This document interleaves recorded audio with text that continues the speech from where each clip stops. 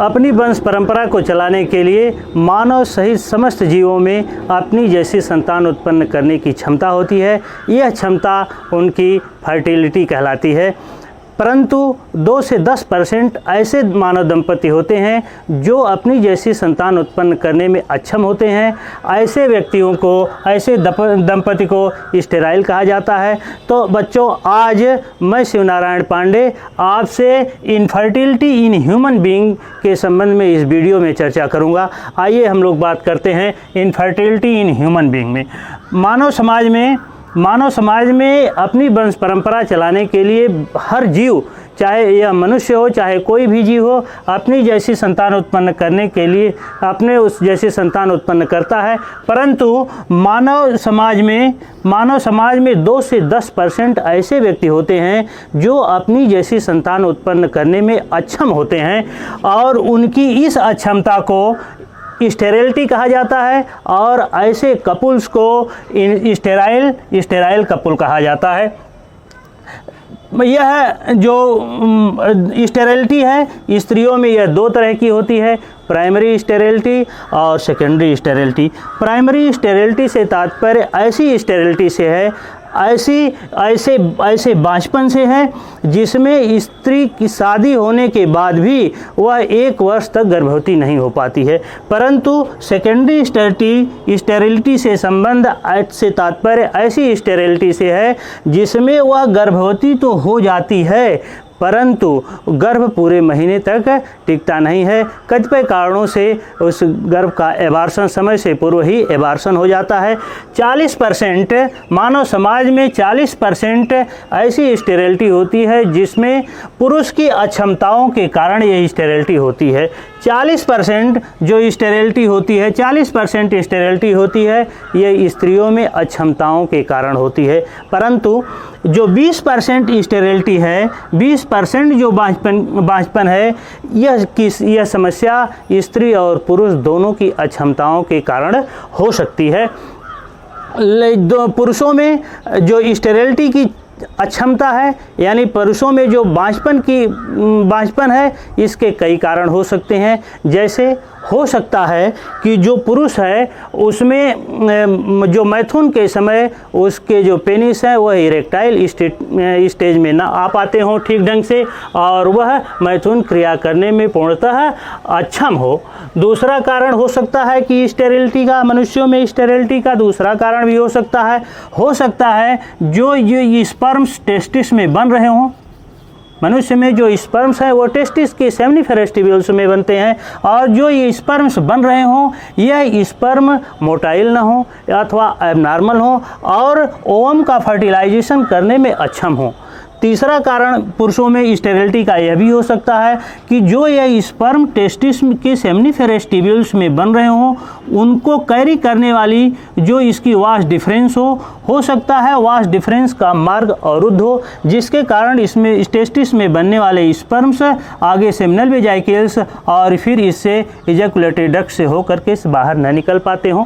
हो सकता है यह भी कारण हो सकता है यह जो स्पर्म्स बन रहे हों उसमें मोटेलिटी कम हो, वह काफ़ी कम एक्टिव हो और संतान जो स्पर्म है यह स्पर्म्स ओवम का फर्टिलाइजेशन न कर पाते हों ठीक ढंग से, इस कारण स्टेरिलिटी हो सकती है।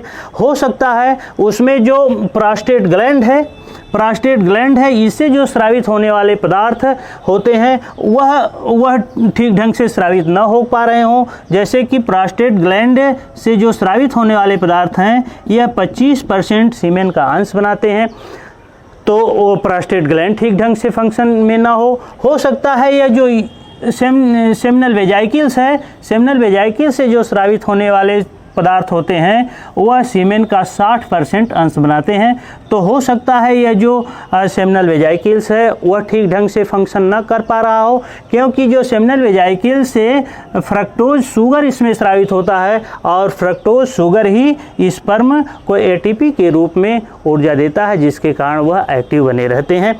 पुरुषों में जो यह अक्षमता है जिसके कारण उसमें स्टेरिलिटी हो जा रही है, संतान उत्पन्न करने की क्षमता नहीं आ पा रही है, उसमें पुरुषों में उसके कई कारण हो सकते हैं। जैसे हो सकता है वह इमोशनली स्ट्रेस हो, अथवा उसमें थकावट हो, या दूसरा कारण भी हो सकता है जो आजकल बच्चों में प्रचलन है कि वह काफ़ी चुस्त कपड़े पहनते हैं, काफ़ी तंग कपड़े पहनते हैं।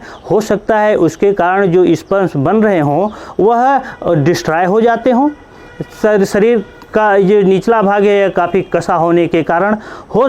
दूसरा और भी कारण हो सकता है, आजकल किशोरों में बहुत अधिक नशीले पदार्थों और तंबाकू के सेवन की बुरी आदत पड़ रही है। तो इस तंबाकू और नशीले पदार्थों जैसे शराब इत्यादि की सेवन के कारण भी स्पर्म्स की मोटेलिटी और टेस्टिस में स्पर्म बनने की क्रिया बाधित हो जाती है, जिसके कारण उसमें बांझपन हो सकता है। यदि पुरुष नॉर्मल है डॉक्टरी जांच के उपरांत, तो डॉक्टर क्या करता है, स्त्रियों के जननांगों का परीक्षण करता है। स्त्रियों में भी जैसा कि हमने बताया है कि स्त्रियों में 40% जो स्टेरिलिटी की क्षमता है, स्त्रियों में अक्षमता के कारण यह हो जाती है स्टेरिलिटी। तो हो सकता है कि जो स्त्रियों में जो ओवरी होती है, इस ओवरी में जो ओवम का निर्माण होता है, तो ठीक ढंग से हो सकता है कि ओवरी उसकी फंक्शन में ना हो, जिसके कारण उसमें ओवम का निर्माण ना हो पा रहा हो। मान लीजिए कि ओवम का निर्माण हो रहा हो, लेकिन यह जो इसमें बनने वाले इसकी जो फैलोपियन ट्यूब है, हो सकता है इसका मार्ग अवरुद्ध हो इन्फेक्शन के कारण।